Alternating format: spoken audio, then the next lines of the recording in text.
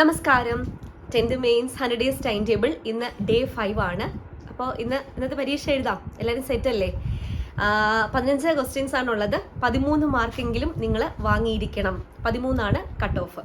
13 താഴെ മാർക്കുള്ളവരാണെങ്കിൽ ഉറപ്പായിട്ടും ഒന്നുകൂടി നല്ല രീതിയിൽ റിവൈസ് ചെയ്യാം. 13 മാർക്ക് നിങ്ങൾ എന്തായാലും വാങ്ങിയിരിക്കണം. ഓക്കെ, അപ്പോൾ പരീക്ഷയിലേക്ക് പോകാം. എല്ലാ ദിവസവും പരീക്ഷയുണ്ട്. പിന്നെ ടെലഗ്രാം ചാനലിൽ ജോയിൻ ചെയ്യാൻ മറക്കണ്ട. ഫസ്റ്റ് കമന്റ് ആയിട്ട് ലിങ്ക് ഞാൻ പിൻ ചെയ്ത് വെച്ചിട്ടുണ്ട്. മസ്റ്റ് ആയിട്ട് നിങ്ങൾ ജോയിൻ ചെയ്യണേ. ടെലഗ്രാമിലാണ് ഞാൻ എല്ലാ അപ്ഡേറ്റും നമ്മുടെ ഗൈഡൻസും അതുപോലെ ടൈം ഷെഡ്യൂളും എല്ലാം ഇടുന്നത്. അപ്പം നമുക്ക് എക്സാം എഴുതി നോക്കാം.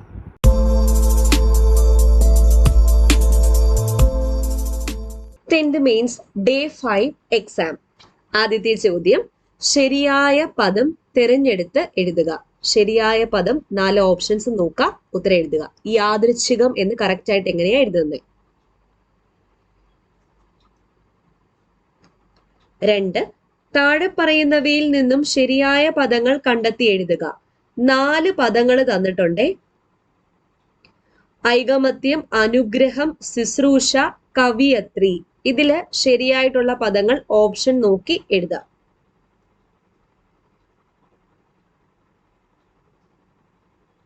3, താഴെ പറയുന്നവയിൽ നിന്നും ഒറ്റയാനയെ കണ്ടെത്തുക. ധരണി, ജനനി, ജനിത്രി, തായ. ഒറ്റയാനെ കണ്ടെത്തുക. അടുത്ത ചോദ്യം, താഴെ പറയുന്നവയിൽ പാമ്പിന്റെ പര്യായപദം അല്ലാത്തത് ഏത്? അഹി, ഉരകം, നാഗം, രവം. 5, അന്തസ്രാവി വ്യവസ്ഥയെക്കുറിച്ച് താഴെ പറയുന്നതിൽ ശരിയായത് ഏതെല്ലാം? 3 പ്രസ്താവനകളാണ് തന്നേക്കുന്നത്.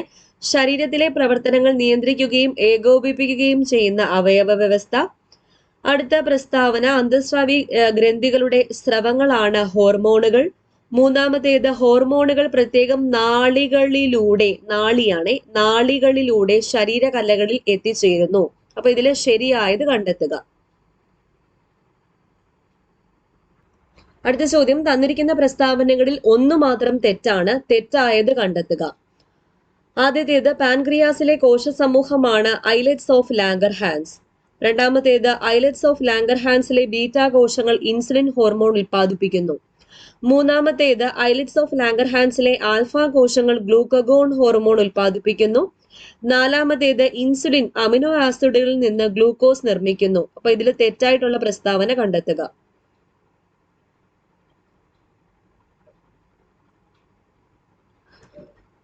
അടുത്ത ചോദ്യം, താഴെ തന്നിരിക്കുന്ന ലക്ഷണങ്ങൾ വിശകലനം ചെയ്ത് ഉചിതമായ തലക്കെട്ട് കണ്ടെത്തുക. ആദ്യത്തേത്, ശരീരഭാരം കുറയുക. 2-ാമത്തേത്, കൂടുതൽ വിയർപ്പ്. 3-ാമത്തേത്, വൈകാരിക പ്രക്ഷുബ്ധത. അപ്പോ ഇതുമായിട്ട് ബന്ധപ്പെട്ട ഏത് രോഗമാണെന്ന്, ഏത് കണ്ടീഷൻ ആണെന്ന് താഴെ തന്നിരിക്കുന്ന ഓപ്ഷൻസ് നോക്കി കണ്ടെത്തുക. ABCD നോക്കാം.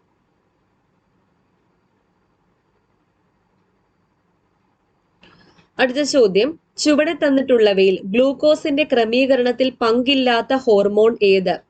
A, cortisol. B, aldosterone. C, glucagon. D, insulin.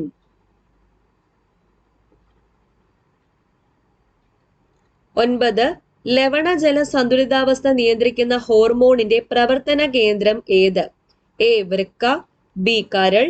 C, pancreas. D, ഇവയൊന്നും അല്ല.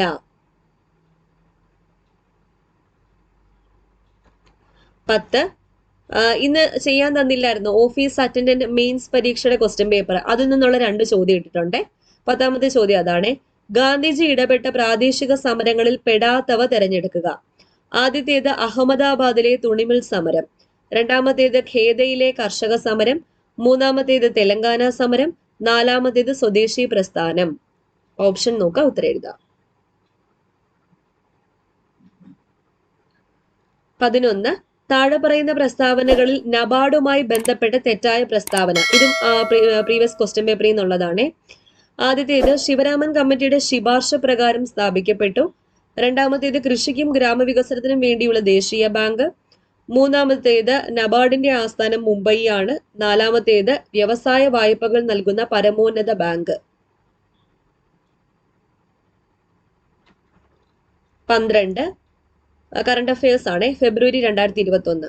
മാത്തൂർ ഗോവിന്ദൻകുട്ടി ഏത് രംഗത്ത് പ്രശസ്തനായിരുന്നു? കഥകളി, കൂടിയാട്ടം, തുള്ളൽ, കൂത്ത്. 13 ഋഷിഗംഗ ജലവൈദ്യുത പദ്ധതി ഏത് സംസ്ഥാനത്ത് സ്ഥിതി ചെയ്യുന്നു? കറണ്ട് അഫെയർ ആണ്. ഉത്തർപ്രദേശ്, ബീഹാർ, ഹിമാചൽ പ്രദേശ്, ഉത്തരാഖണ്ഡ്.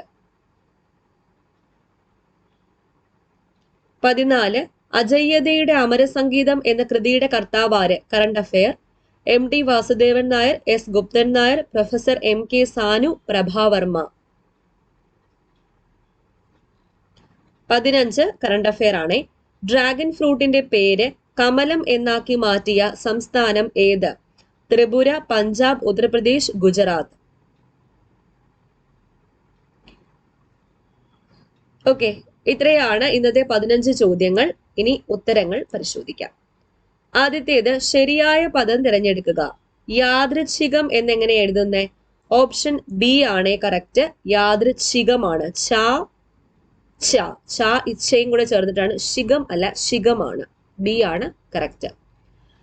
2 താഴെ പറയുന്നവയിൽ നിന്നും ശരിയായ പദങ്ങൾ കണ്ടെത്തുക.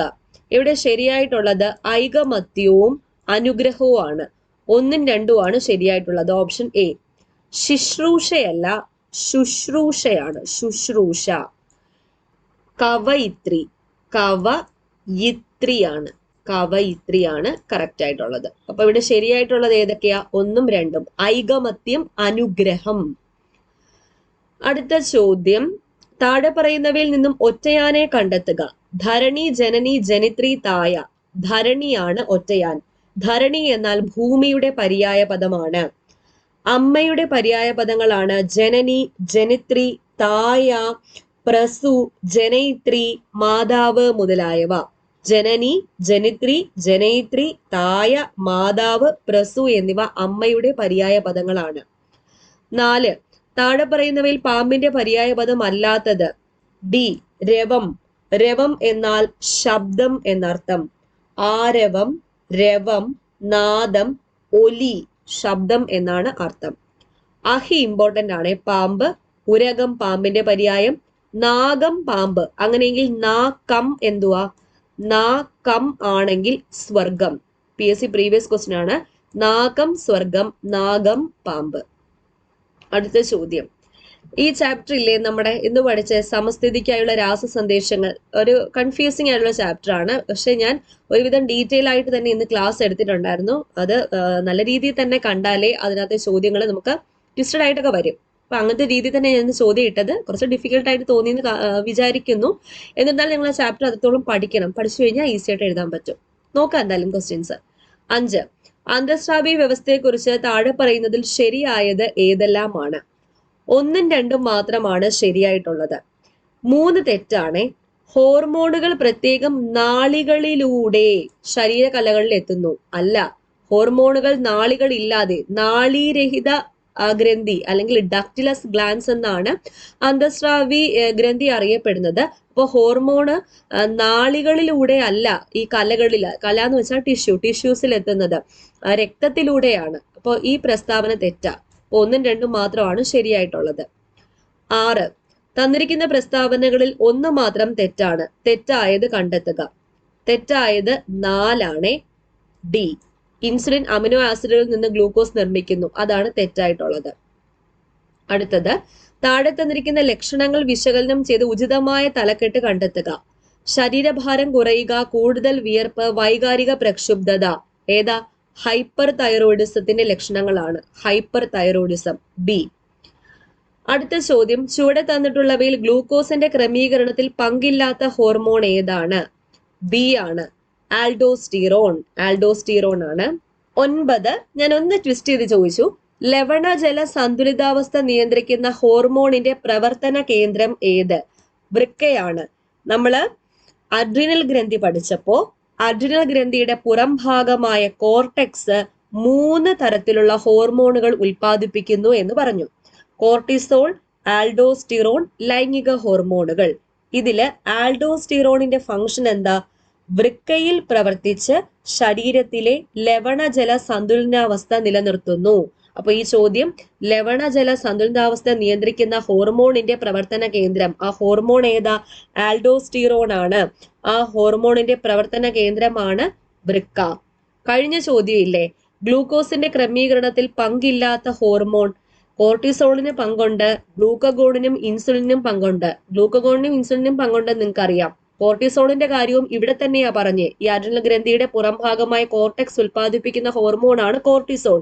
കോർട്ടിസോളിന്റെ ഒരു ഫംഗ്ഷൻ എന്താണ്? മാംസ്യം, കൊഴുപ്പ് എന്നിവയിൽ നിന്നുള്ള ഗ്ലൂക്കോസ് നിർമ്മാണത്തിന് സഹായിക്കുന്നു കോർട്ടിസോൾ. അപ്പൊ ഗ്ലൂക്കോസിന്റെ നിർമ്മാണത്തിൽ ആർക്കും പങ്കുണ്ടെന്ന് മനസ്സിലായി? കോർട്ടിസോളിനും പങ്കുണ്ട്. അടുത്ത ചോദ്യം പ്രീവിയസ് ക്വസ്റ്റ്യൻ പേപ്പർ, ഇന്ന് ചെയ്യാൻ തന്ന ക്വസ്റ്റ്യൻ പേപ്പറിൽ നിന്നുള്ളതാണ്.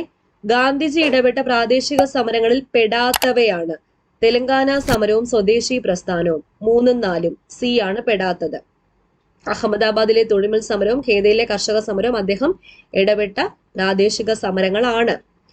അടുത്ത 11, താഴെ പറയുന്ന പ്രസ്താവനകളിൽ നബാർഡുമായി ബന്ധപ്പെട്ട തെറ്റായ പ്രസ്താവന ഏതാണ്? ഡി ആണ്. വ്യവസായ വായ്പകൾ നൽകുന്ന പരമോന്നത ബാങ്ക് അല്ല, കൃഷിക്കും ഗ്രാമവികസനത്തിനും വേണ്ടിയുള്ള ദേശീയ ബാങ്കാണ് ഏത്? നബാർഡ്. ബാക്കി എല്ലാ പ്രസ്താവനകളും ശരിയാണ്. ഡി തെറ്റാണ്. 12 കറണ്ട് അഫെയർ ആണ്. ഇന്ന് പഠിക്കാൻ നിന്ന് 2021 ഫെബ്രുവരി മാസത്തെ കറണ്ട് അഫെയർ. മാത്തൂർ ഗോവിന്ദൻകുട്ടി അദ്ദേഹം അന്തരിച്ചു. കഥകളിയിലായിരുന്നു അദ്ദേഹം പ്രശസ്തൻ, കഥകളി ആചാര്യനായിരുന്നു. ഋഷിഗംഗ ജലവൈദ്യുത പദ്ധതി കറണ്ട് അഫെയർ ഉത്തരാഖണ്ഡിലാണ് സ്ഥിതി ചെയ്യുന്നത്. ഡി.